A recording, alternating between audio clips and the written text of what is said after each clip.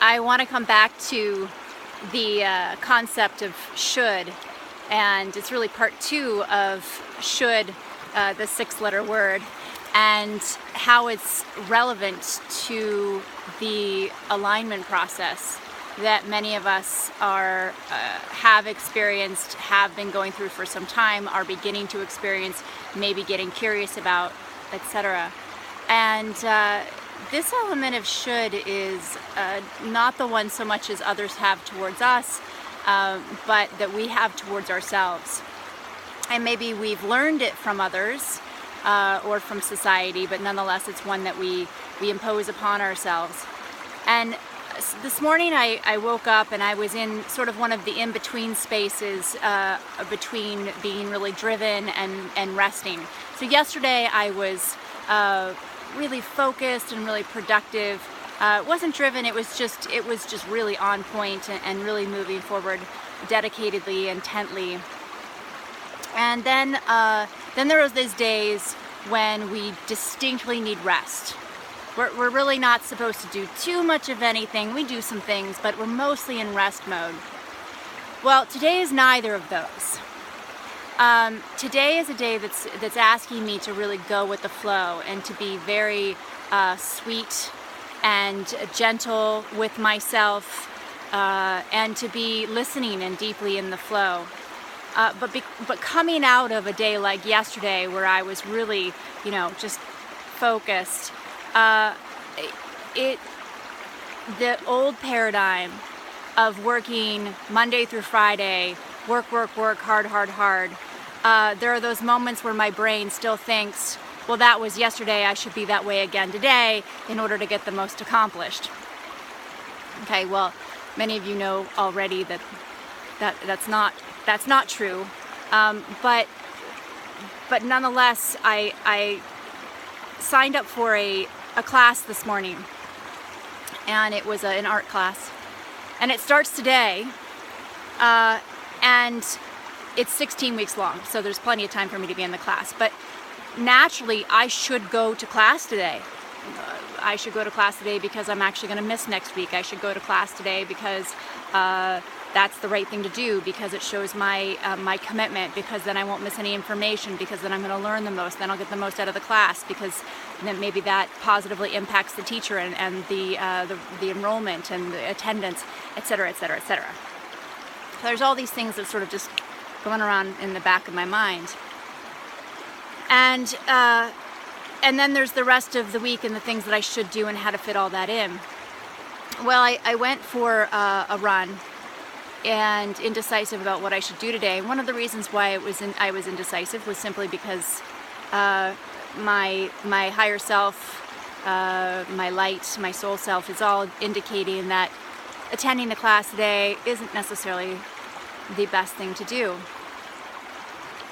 And so I was still in my mindset of not having quite given up, that's what I should do.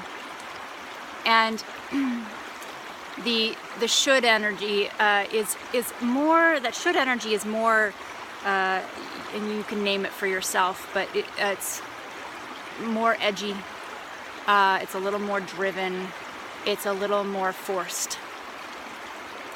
And it's coming from our minds, coming from our ego minds,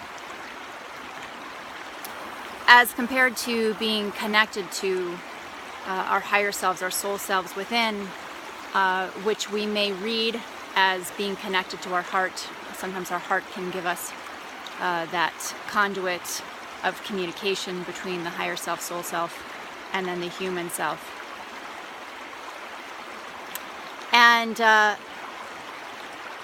And that flow energy, of course, tells us that we don't need to be in overdrive to accomplish anything. That we can be calm and kind to ourselves and gentle and still be just as productive. So I had to let go of something. I had to listen, to just sit down next to the river. And once again, of course, it led to this point that's actually been coming through for some people in the group calls, group channel calls, and the class and the private sessions, which is simply that we are all in perfect timing. There is a perfect amount of time for me to partake and participate in that class. There is a perfect amount of time for me to accomplish the work that I need to get accomplished in all the right ways. And it really just, again, comes back to that differentiation between ego, mind, thought, and being connected to self.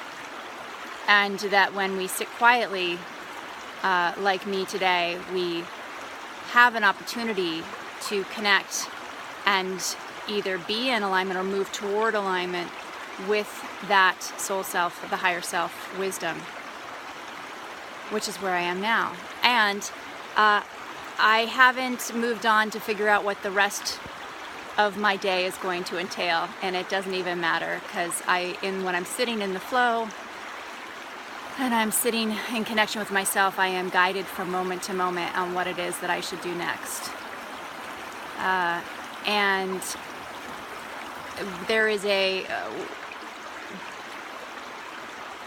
teaching out there that once I was taught as well, is that you don't have to feel like you need to do it in order to do it, right? You don't have to feel inspired to take action. In other words, cutting through laziness or cutting through whatever it might be. We don't have to feel up for it to do it. And although that may, resonate in truth for many of us, also when we are in connection to our higher selves, I have discovered that almost always, I am moved. I am in a state of desire toward that which I'm being called to do. It may not always exactly resonate as inspiration, but it's pretty close. It's pretty close. So the encouragement, of course, is for us to just always be sitting with ourselves, listening to ourselves, not listening just to others and what they think we should do, or listening to that parts of ourselves that says we should do something because it's the right thing to do, when instead there might be a more holistic or a more perfectly connected, in the flow aligned thing to do. So hopefully that resonated for some of you today, and this is now a new YouTube channel. You can go to my YouTube channel at Aria Raphael and subscribe there for videos that are just being posted on that particular YouTube channel. And I wish you all a beautiful, calm and peaceful in the flow day in alignment with yourself.